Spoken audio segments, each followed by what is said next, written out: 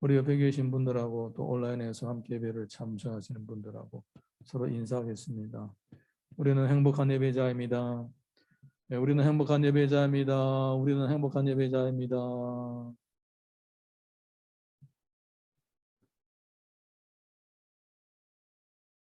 엘리베이터에서 한 어린아이가 한 손으로 엄마 손을 잡고 한 손으로는 아이스크림을 쪽쪽 빨고 있었습니다. 옆에 아저씨가 날씨도 춥고 독감 걸리기도 쉬운데 이런 날씨에 아이스크림을 먹으면 건강에 안 좋아 얘기를 했습니다. 그랬더니 아이가 제 할머니는요 103세입니다. 그런데 지금도 건강합니다. 그래? 너희 할머니도 추운 날씨에 아이스크림을 드시나? 아니요. 우리 할머니는 천상 남의 일에 참견하지 않습니다. 가만히 생각해 보니까 맞아. 오지랖은 빨리 늙는 거야. 지 엄마가 옆에 있는데 내가 뭐라고 남의 일에 참견하냐. 내일도 속 썩이는 것이 많은데 쓸데없이 왜 남의 일에 참견해서 아이한테 욕까지 뭐냐 생각을 했대요. 사람은 나하고 직접 관련된 일이 있고 나하고 별로 관계없는 일이 있고 내 책임의 범위가 아닌 일들이 있습니다. 그런데 하나님이 이 세상을 쳐다보실 때는 하나님과 관련되지 않은 일이 없고 하나님의 책임의 범위 안에 들지 않는 일이 없는 거예요. 모든 진짜 가장 오지랖이 넓으신 분이 하나님이십니다. 하나님은 모든 일을 다 간섭하십니다. 왜냐? 하나님은 늙지 않으시니까. 하나님은 영생하신 하나님이시니까. 오지랖이 넓으셔도 괜찮아요. 그래서 예수님을 안 믿는 사람도 간섭하시고 예수님을 믿는 사람도 간섭하시고 다 간섭하셔가지고 콩이나 팥이나 계속 따지시는 거예요. 그런데 이것도 분량 차이가 있습니다. 예수님을 안 믿는 사람들은 덜 따집니다. 예수님을 믿는 사람들한테는 엄청 많이 따지죠. 하나님의 백성들에게는 엄격한 요구를 하시는 거예요. 그래서 어쩌면 하나님을 믿지 않는 삶이 더 편해요. 네. 하고 싶은 대로 사니까. 하고 싶은 대로 하고 사니까. 이것도 못하고 저것도 못하고 이런 게 없어요. 그냥 지가 내킨 대로 하면 되는 거예요. 물론 그렇게 살았다가 나중에 아주 험한 꼴을 당하겠지만 어쨌든 현재는 편해요. 하나님을 믿지 않고 사는 것이. 하나님 말씀대로 살지 않으면 편해요. 그런데 하나님의 백성이고 하나님을 사랑하는 자라면 하나님은 가만히 놔두지 않으십니다. 계속 이제 못 살게 구는 겁니다. 네. 오늘 우리 본문의 말씀 호세아서 4장 1절에서 3절 보겠습니다. 1절에서 3절 함께 읽습니다. 시작. 이스라엘 자손들아 여호와의 말씀을 들어라. 여호와께서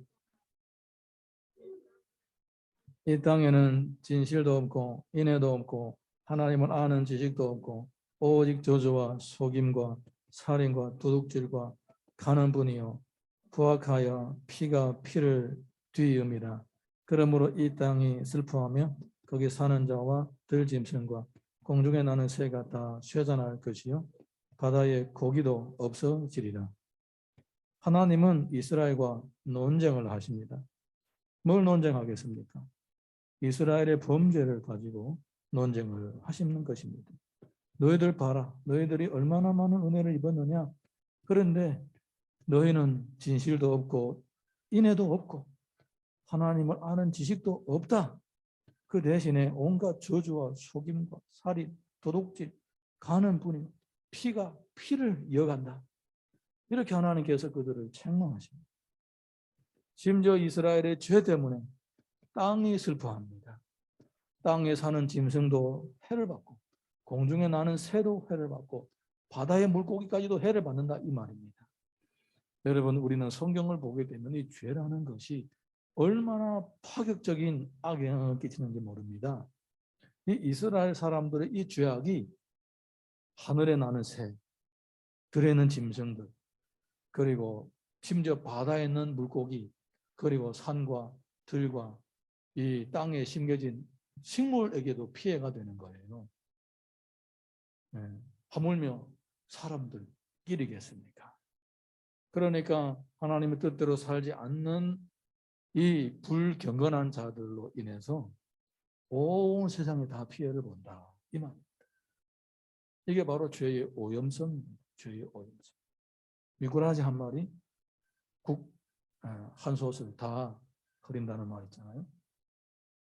이 죄가 불경건한 이 사람들로 인해서 죄악이 이렇게 전 온 하늘과 땅을 다 해를 받게 한다는 것입니다.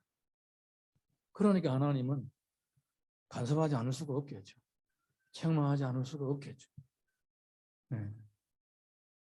며칠 전에 새벽에 새벽 기도 들러오는데 계단에 웬 소한 물건들이 묻어 있는 거예요. 캐리어도 있고. 깜짝 놀랐어요. 뭔가 보니까 그 막 쌓여있는 그 투레기 중에 누가 누워있더라고. 깜짝 놀랐어요.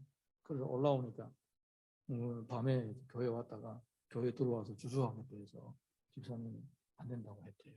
그래서 저기서 자고 가는 거예요. 예배 끝나고 가는데도 그대로 있더라고요. 제가 안 깨웠어요. 제가 여기에서 새벽기도 하면서 주여 내가 저분을 어떻게 대해줘야 됩니까? 가난한 사람, 힘들고 어려운 사람을 돕는 것이 주의 마음인데 우리는 어떻게 도와야 됩니까? 기도하니까 주님께서 그런 마음을 주시더라고요. 제일 큰 자게 놔둬라. 깨우지 않는 것이 잘해주는 거다. 거기서 잔다고 쫓아내면 오히려 그 사람 잠도 못 자고 실컷 자도록 하고 다 깨서 가게 하는 것이 제일 좋다. 그런 마음을 주시더라고요. 우리가 할 수 있는 것이 그거예요. 최대한으로 배려해 주는 것. 그래서 살살 건너갔어요. 그 사람. 그래서 아침에 깨서 가겠지 이렇게 생각을 해서 우리는 이렇게 우리가 할 수 있는 분야가 있는 것입니다. 우리의 관심 분야가 있는 것입니다. 우리의 책임 분야가 있는 것입니다. 하나님 보시니까 이 불경건한 사람들 때문에 온 세상이 다 악해진 거예요. 그러니까 그런데 만약에 그분이 투레를 가지고 예배당에 들어와 있으면 그러면 어떻게 되겠습니까? 그럼 얘기를 해야죠. 이건 안 된다고. 뭐 다른 경찰을 찾아 도움을 청하든지 해서 해야 된다고 알려줘야 되겠죠. 네. 방법을 대해서 좀 편하게 다른 데 가서 시도해야죠. 네. 근데 하나님은 다 관계를 하시잖아요. 네. 하나님은 오지랖이시잖아요. 그러니까 이 백성들이 특별히 관심이 많은 하나님의 백성들이 이러고 있으니까 책망하시는 거예요. 책망하시는 거예요. 4절에서 5절 보겠습니다. 4절에서 5절 시작. 그러나 어떤 사람이든지 다투지도 말며 책망하지도 말라. 내 백성들이 제사장과 다투는 자처럼 되었음이니라. 나는 낮에는 낮에 넘어지겠고 너의 함께 있는 선지자는 밤에 넘어지리라. 내가 내 어머니를 멸하리라. 뭐라고 말씀하시냐면 너희들 중에서 백성들 중에서 제사장과 다투는 자처럼 된다. 이 제사장과 다투는 자처럼 된다라는 말은 무슨 말이냐? 이스라엘 사람들이 제사장과 다투는 사람이 되었다라는 겁니다. 그러니까 이렇게 열악한 결과가 생김으로 인해서 제사장과 일반 백성들끼리 서로 다툼이 일어난다는 겁니다. 우리나라가 이렇게 악하고 이렇게 잘못된 것은 누구의 책임이냐?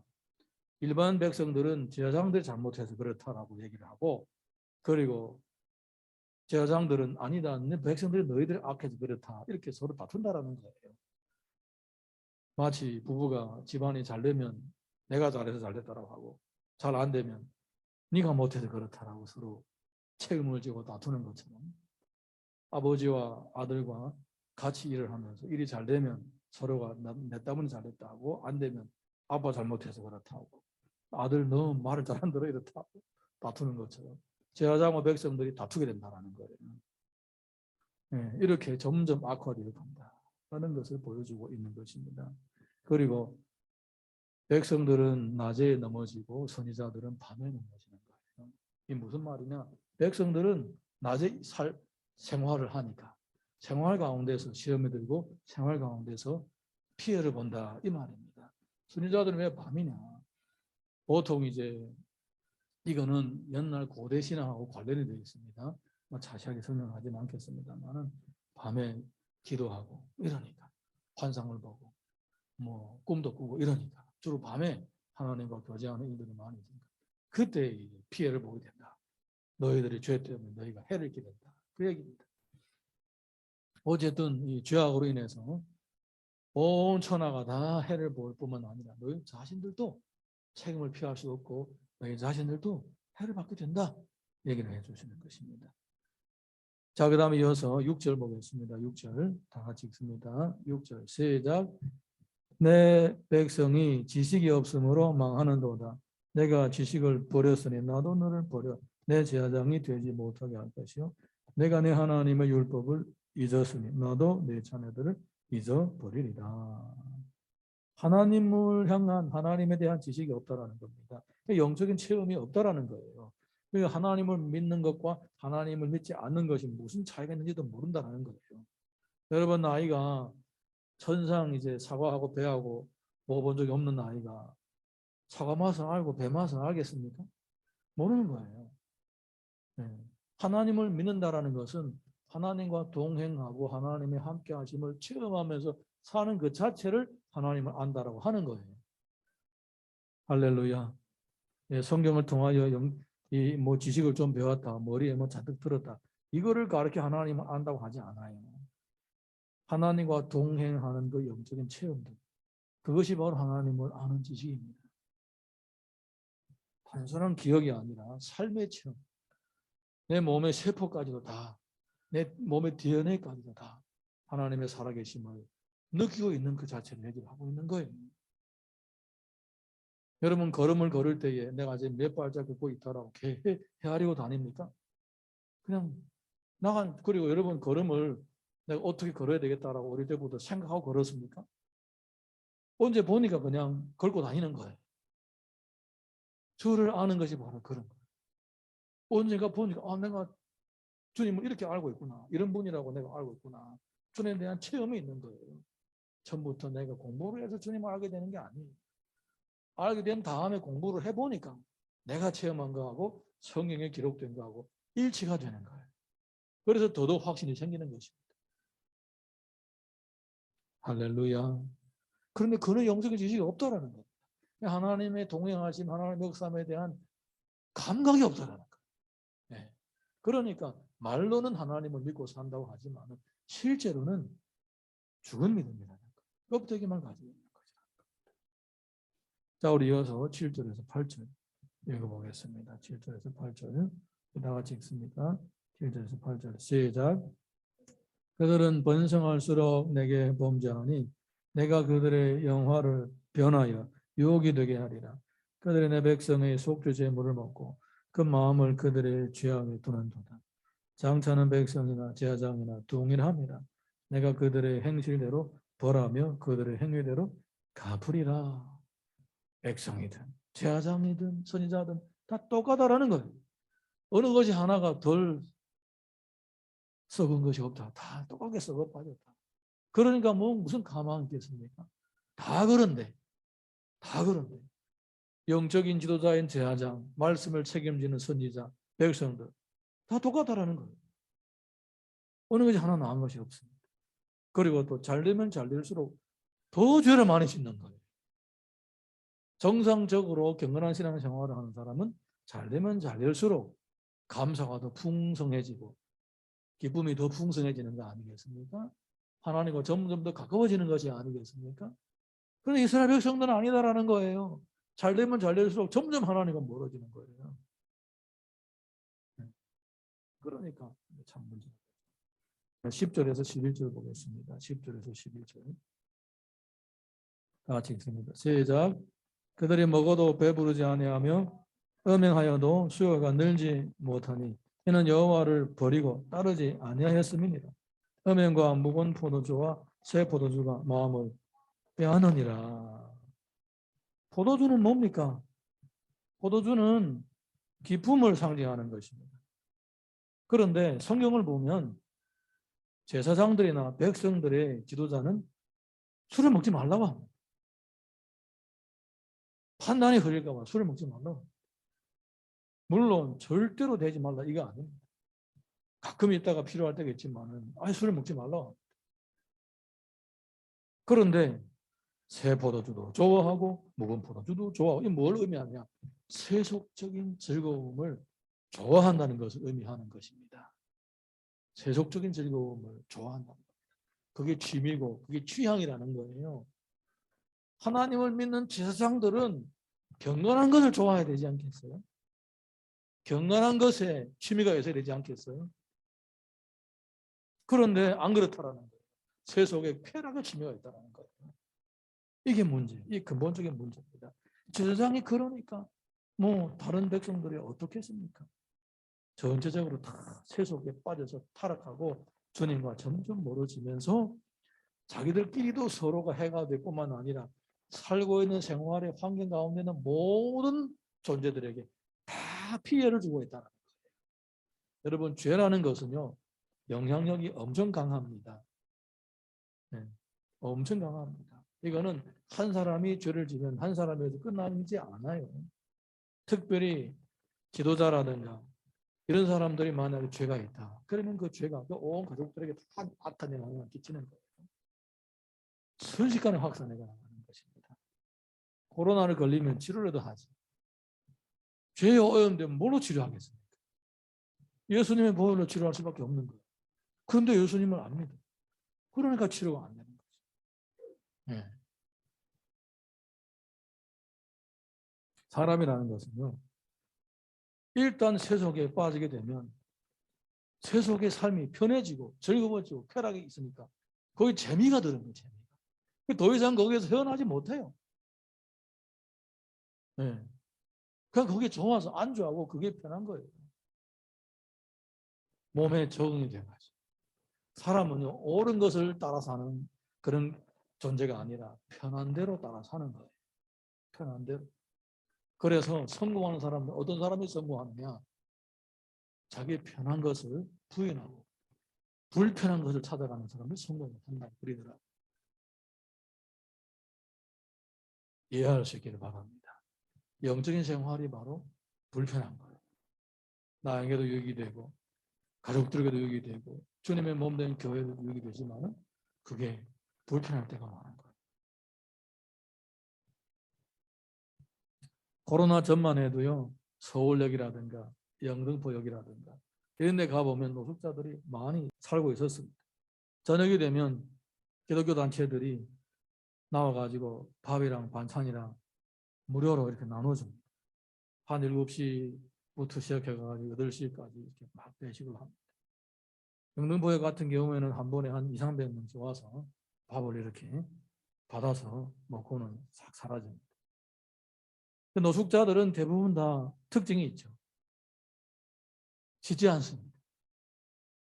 그리고 옷을 바꿔 입지 않습니다. 봄, 여름, 겨울, 가을 그냥 그 옷을 입고 다녀요. 그리고 또 아무데나 가다 잡니다. 피곤하면 그냥 어디서나 누워 잡니다. 그래서 그냥 노숙자들 딱 보면 알래요. 특징.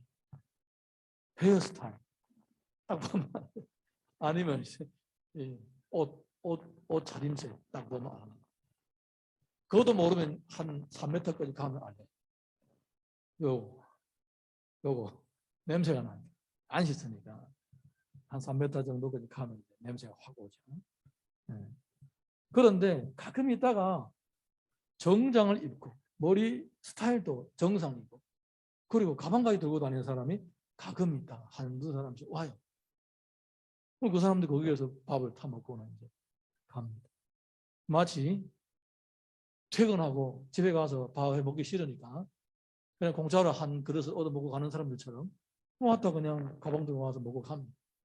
나중에 알고 보니까 이 사람들은 노숙 생활의 초보자들. 네, 아직 입문한 사람들. 이 사람들이 원래는 뭐 하다가 갑자기 망해서 집도 못 가고 돈도 벌려지지 않고 그러니까 낮에는 어디에 가방 들고는 공원이라든가 이런 데 가서 앉아서 놀다가 할아버지들이 장기 뛰고 바둑하는 거 보다가 저녁이 되면 배고프니까 한 그릇 얻어 먹어야 되니까 와서 얻어 먹습니다. 그런데 나는 언젠가 기회가 되면 정상적인 생활을 해야 되겠다라는 생각을 가지고 있는 거예요. 그래서 딱 폼을 잡고 다니는 거예요. 나는 노숙자와 너희들과 달라. 나 언젠가 기회가 되면 정상적인 생활을 할 거야 라고 딱 폼을 잡고 와서 가방까지 들고 와서 밥 한 끼 얻어 먹고 갑니다. 그런데 3개월이 지나면 또 가대집니다. 안 씻고 옷 바꿔 입지 않고 냄새나고 그래야 됩니다. 그리고는 그냥 그대로 쭉 삽니다. 3년이고 5년이고 10년이고 그대로 삽니다. 그 다음에는 씻는 것이 불편하고 옷 바꿔 입는 것이 불편하고 모두 다 불편한 거예요. 오로지 노숙자 생활이 제일 편한 건 너무나 편한 거예요. 뭐 월말이 다가오면 집세 걱정합니까? 뭐 관리비 걱정합니까? 애들 뭐 용돈 달랍니까? 뭐 계절이 바뀌면 옷 사야 뭐 걱정합니까? 뭐 그냥 이불짐 갖고 다니면 어디 가나 추우면 그냥 그거 누구 차면 돼. 그리고 한국은 또 이 복지가 얼마 잘 되어 있습니까? 어디 가나 역전에 가면 노숙자들을 그냥 공짜로 먹여주는 그런 단체들 와서 하루에 최소한 한 끼는 먹여줍니다. 편한 거예요. 거기에 적응돼가지고 거기에서 정상적인 생활로 복귀한 사람들이 3, 4%밖에 안 된대요. 100명 중에 한 서너 사람밖에 안 된대요. 네. 여러분, 한국이라는 나라는 그리고 한국처럼 이렇게 선진국들은 그래도 노숙자들을 배려하는 자선단체가 있습니다. 그런데 사탄은 절대로 타락한 성도들을 배려하지 않습니다. 유혹해서 자기의 종으로 만들어버리고 온갖 고통을 다 당하게 하는 거예요. 처음에는 편하게 만들어줍니다. 편하게 살도록 만들어줍니다. 하나님을 떠나면 근심 걱정 없고 하나님을 떠나면 뭐 불편한 것이 없어요. 그게 처음에는 불편함을 느낍니다. 내가 이래서 안 되지라고 양심에도 찔립니다. 근데 그게 한동안 지나게 되면 세속 가운데서 타락한 생활을 하는 것이 더 이상 마음에 안 찔립니다. 양심에 안 찔립니다. 누가 눈치 보지도 않습니다. 이미 거기에 적응이 되어버린 거예요. 그래서 회개하고 돌아오는 것이 그렇게 힘든 거예요. 여러분, 집 나간 탕자가 돌아왔을 때 아빠가 오죽하면 맨발 뻗고 나가서 가서 다 맞이했겠습니다. 그 더러운 냄새나는 아들을 끌어안고 온몸에 뭐 돼지똥이 묻은 아이를 그냥 안고 뽀뽀까지 하겠습니까? 돌아올 확률이 적기 때문에 그런 거예요. 나간 자들 다 돌아온다면 아 그래 돌아왔어 잘했다. 집안에 앉아가지고 그러겠죠. 안 그렇다라는 거예요. 실제로는 그렇지 않다. 실제로 타락한 성도가 돌아오는 확률이 그렇게 적다는 거예요. 그래서 하나님께서는 끝까지 이스라엘 놓치지 않고 혹시라도 이스라엘 중에 몇 사람이 돌아올 사람이 있으니까 주님은 계속 선지자들 통하여서 그들의 죄를 책망하시는 거예요. 여러분, 지금 내가 경건하게 생활하고 주님의 뜻대로 살아가고 있다면 그건 정말 하나님의 은혜 중에 은혜입니다. 할렐루야. 여러분이 만약에 주의 뜻대로 사는 것이 불편하고 세속에서 사는 것이 편하고 그것이 좋다면 곧 얼마 되지 않아서 영등포역에는 주택처럼 될 수도 있어요. 자, 우리 12절에서 13절 읽어보겠습니다. 12절에서 13절 시작. 내 백성이 나무에게 묻고 그 막대기는 그들에게 고하나니 이는 그들이 음란한 마음에 미혹되어 하나님을 버리고 음행하였습니다. 그들이 산 꼭대기에서 제사를 드리며 작은 산 위에서 분향하되 참나무와 버드나무와 상수리나무 아래에서 하니 이는 그 나무 그늘이 좋음이라. 이러므로 너희 딸들은 음행하며 너희 며느리들은 간음을 행하는도다. 여기에서는 단지 영적인 의미만 있는 것이 아닙니다. 왜냐하면 그 당시에 하나님을 믿는 여호와 하나님을 믿는 종교는 철저한 성경적인 가치관을 가지고 있습니다. 일부 일처제입니다. 그리고 하나님을 믿는 백성들 중에는 기생이 없습니다. 매춘이 없다라는 거예요. 그런데 이스라엘 백성들 중에 섞여 사는 이방인들은요, 그 종교 활동 자체가 음란이 섞여 있는 거예요. 그러니까 이스라엘 사람들은 거기에 세속적인 데에 관심이 많고 세속적인 것을 좋아하는 사람들은 너무나 좋은 거예요. 너무나 좋은 거예요. 그러지 않아도 집에 있는 마누라가 꼴 보기 싫은데 가보니까 여자들은 제 마음대로 눈 맞는 사람끼리는 그냥 어디 가나 같이 재밌게 놀 수 있는 거예요. 그래서 그냥 다 타락을 해버리는 거예요. 타락해버리는 거예요. 그런데 문제는 어디서부터 시작되느냐? 집에 있는 가정주부들로부터 먼저 타락이 시작된다는 거예요. 여러분, 이게 무서운 거예요. 아이들의 모범이 되고 아이들이 돌봐주고 챙겨줘야 될 엄마가 먼저 타락하는 거예요. 그러니까 성경은요, 엄마가 아이들에게 신앙적인 영향을 주는 것이 더 크다라고 보여주고 있어요. 네. 은근히 그걸 보여주고 있습니다. 물론 다 관련되어 있지만 어릴 때부터 아이들을 낳고 키우면서 그 엄마의 겸손함이 아이들에게 큰 영향을 주게 되는 거예요. 그래서 딸들이 며느리들이부터 먼저 다른 신을 섬기게 되고 이방 종교의 음란에 동참하게 되는 거예요. 이게 됐어요. 여러분, 세속화의 극치가 어디냐? 세속화의 극치가 바로 성적인 타락이에요. 성적인 타락까지 왔으면 그거는 갈 때까지 간 거예요. 그거는 무서운 거예요. 무서운 거예요. 자, 우리 이어서 다음 성경 구절을 보겠습니다. 14절 함께 있습니다. 시작. 너의 딸들이 음행하며 너의 며느리들이 간음하여도 내가 벌하지 않으리니 너는 남자들도 창기와 함께 나가며 음부와 함께 희생이 들음이니라. 깨닫지 못하는 백성은 망하리라. 너의 며느리들이 너의 딸들이 이방 종교의 제사에 동참해도 그들 참 생각하지 않겠다. 왜냐? 너의 남자들도 다 그러지 않느냐? 다 그러느냐? 다 똑같은 거야. 똑같은 거야. 네. 남자든 여자든 전부 다 그렇다라는. 그러니까 가장을 먼저 기업해야 되겠죠. 가장을 먼저 혼내줘야 되겠죠. 네. 이렇게 되는 거예요. 이렇게 되는 거예요. 자, 우리 이어서 15절에서 17절 보겠습니다. 15절에서 17절 시작. 이스라엘아, 너는 음행하여도 유다는 죄를 범하지 못하게 할 것이니라. 너희는 길갈로 가지 말며 베다본으로 올라가지 말며 여호와의 사심을 두고 맹세하지 말지어다. 이스라엘은 완강한 암소처럼 완강하니 이제 여호와께서 어린 양을 넓은 들에서 먹임같이 그들을 먹이시겠느냐? 에브라임이 우상과 연합하였으니 버려두라. 이스라엘은 범죄해도 유다는 범죄하지 못하게 막아놓겠다. 그렇게 주님이 말씀하고 계십니다. 예, 막아주겠다. 이스라엘은 완강한 암소와 같다. 다시는 그들을 양처럼 인도하지 않겠다라는 것입니다. 그러니까 다윗 같은 경우에는 여호와는 나의 목자시니 내가 부족함이 없으리로다. 그가 나를 푸른 풀밭에 누이시며 쉴 만한 물가로 인도하시는 도다. 이렇게 자기는 양이고 하나님은 목자라고 이렇게 비유를 했습니다. 그런데 이미 주님을 등지고 세속에 빠진 백성들은 더 이상 하나님의 인도하심을 받지 못한다는 거예요. 그냥 내버려 두시겠다라는 것을 의미하는 것입니다. 그러니까 잠깐은 번영을 누릴지라도 얼마 안 되면 바로 곧 멸망이 찾아오게 되는 것입니다. 자, 이어서 18절에서 19절 보겠습니다. 18절에서 19절 시작. 그들이 마시기를 당하고 이어서 음행하였으며 그들은 부끄러운 일을 좋아하느니라. 바람이 그 날개로 그를 쌌나니 그들이 그 재물로 말미암아 부끄러운 일을 당하리라. 결국은 부끄러운 일을 좋아하다가 부끄러움을 당하게 된다는 것입니다. 부끄러운 줄을 모르고 죄악을 범하면 반드시 부끄러움을 당합니다.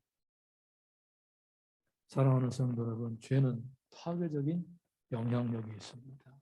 그래서 하나님은 죄악에 빠져있는 영혼들을 빨리 돌아오라고 말씀을 하시는 것입니다. 2005년 하반기에 제가 영등포역에서 무료 급식 단체에서 봉사한 적이 있습니다. 그리고 그 후에 제가 사역하고 있는 교회 청년들, 중국인 청년들을 데리고 또 몇 년 동안 계속 가서 봉사했던 적이 있었습니다. 처음에 제가 가서 봉사할 때에 그 봉사하시는 사역을 하시는 그러니까 노숙자 사역을 하는 그 목사님이 주도를 하시고 직원 몇 명이 있고 자원봉사자들이 몇 명이 있습니다. 여자분들은 가서 밥을 하고 남자분들은 밥을 하는 건 나르고 가서 배식하고 이렇게 끝나면 또 이렇게 설거지를 하고 이럽니다. 그런데 이제 같이 이렇게 하다 보니까 그 중에 차도 운전하고 텐트도 이제 거두고 설치하고 챙기는 목사님을 돕는 직원이 한 분이 계셨습니다. 뭐 몇 달 동안 같이 이렇게 일을 하다 보니까 대화도 좀 하게 됐는데 그 직원이 원래 지방에서 살던 사람이래요. 지방에서 살다가 그 서울에 올라와서 돈 좀 벌려고 돈 좀 더 많이 벌려고 서울로 올라왔는데 마침 97년도 금융외환 위기가 생겨가지고 직장에서 쫓겨나게 되고 노숙자가 된 거예요. 그러면서 이제 노숙자 생활을 하다가 나중에 목사님을 만나게 되고 또 예배도 참석하게 되면서 은혜를 받고 이제 거듭난 거예요. 예수님을 믿게 된 거예요. 그러면서 야, 나 이제부터는 정상적인 생활을 회복해야 되겠다. 마음 먹은 거예요. 근데 이제 수소문을 해서 알아보니까 아내는 소식을 잃어버린 남편 몇 년 기다리다가 아이를 데리고 재혼을 한 거예요. 그러니까 이제 돌아갈 길도 없는 거예요. 근데 마침 그때 이제 예수 믿고 은혜도 받고 공짜도 밥 얻어 먹으니까 너무 고마워서 그 무료급식 하는데 가서 이제 곁들여서 도와준 거예요. 물건도 날라주고 일도 같이 해준 거예요. 목사님이 딱 보고 있다가 자네 이제 나하고 같이 사역을 하자. 그래서 이제 부른 거예요. 그다음부터 이제 공부도 시키고 사회복지사 자격증도 따게 하고 그걸 자원전도 하고 같이 그렇게 사역을 노동자 사역을 하게 된 거예요. 그런 사람도 있어요. 네, 그렇게 은혜 받고 변화돼서 정상적인 삶으로 돌아온 사람이 있는 거예요. 얼마나 귀합니까? 여러분, 하나님은 죄를 진 사람은 반드시 책망하십니다. 그런데 그 책망하는 목적은 뭐냐? 회개하고 돌아오라고 책망하는 것입니다. 여러분, 우리가 신앙생활을 하다가 혹시 양심에 찔리는 말씀을 들었다. 아니면 내가 혼자 이렇게 성경 읽다가 마음이 찔렸다. 이거는 하나님이 회개하라고 주시는 음성인 줄로 믿으시기 바랍니다. 왜냐? 만약에 그때에 그 성령의 음성을 거부하게 되거나 강구하게 되면 점점 더 깊이 빠지게 되는 거예요. 점점 더 큰 악에 붙잡히게 되는 거예요. 야고보서 1장 15절 한번 읽어보겠습니다. 야고보서 1장 15절 함께 읽습니다. 시작. 역시 맹태한 즉 죄를 낳고 죄가 장성한 즉 사망을 낳습니다. 종례로 사망이 갑자기 나타나는 일이 없습니다. 과정이 있는 거예요. 멸망은 어느 날 갑자기 나타나지 않습니다. 처음부터 사람의 쇠속에 빠져서 살다 보니까 점점 더 멀리 가게 되고 점점 더 깊이 빠지게 되는 거예요. 요한일서 2장 16절 보겠습니다. 다 같이 읽습니다. 시작. 이는 세상에 있는 모든 것이 육신의 정욕과 안목의 정욕과 이성의 자랑이니 다 아버지께로부터 온 것이 아니요 세상으로부터 온 것이라. 본능적이고 관능적이고 육체적인 것들 다 세상으로부터 온 것이에요. 오히려 하나님께서 우리들을 보고 하라고 하시는 것들은 본성을 거스르고 때로는 불편하기도 하고 그런 것입니다. 로마서 7장 23절 24절 보겠습니다. 시작. 내 지체 속에서 한 다른 법이 내 마음의 법과 싸워 내 지체 속에 있는 죄의 법으로 나를 사로잡는 것을 보는도다. 오라 나는 공고한 사람이로다. 이 사망의 몸에서 누가 나를 거두겠다. 얼마나 힘듭니까? 내 안에 세상의 법과 성령의 법이 싸우고 있는 거예요. 맨날 내 영적인 상황은 전쟁터예요. 전쟁터. 얼마나 불편합니까? 이게 바로 우리 영적인 현실입니다. 매일마다 우리 영적인 내면에는 싸움이 있는 거죠. 히브리서 12장 4절 5절 보겠습니다. 시작. 너희가 죄와 싸우되 아직 피 흘리기까지는 대항하지 아니하고 또 아들들에게 권하는 것 같이 너에게 권면하신 말씀도 잊었도다. 일렀으되 내 아들아 주의 징계하심을 경히 여기지 말며 그에게 꾸지람을 받을 때에는 낙심하지 말라. 그에게 꾸지람을 받을 때에 낙심하지 말라. 아멘입니까? 네, 주님은 사랑하시기 때문에 책망하시는 거예요. 주님은 그렇게 호세아를 통하여 이스라엘 백성들을 그냥 신랄하게 비판하고 책망하는 것은 그들을 사랑하고 그들이 돌아오기를 원하시기 때문입니다.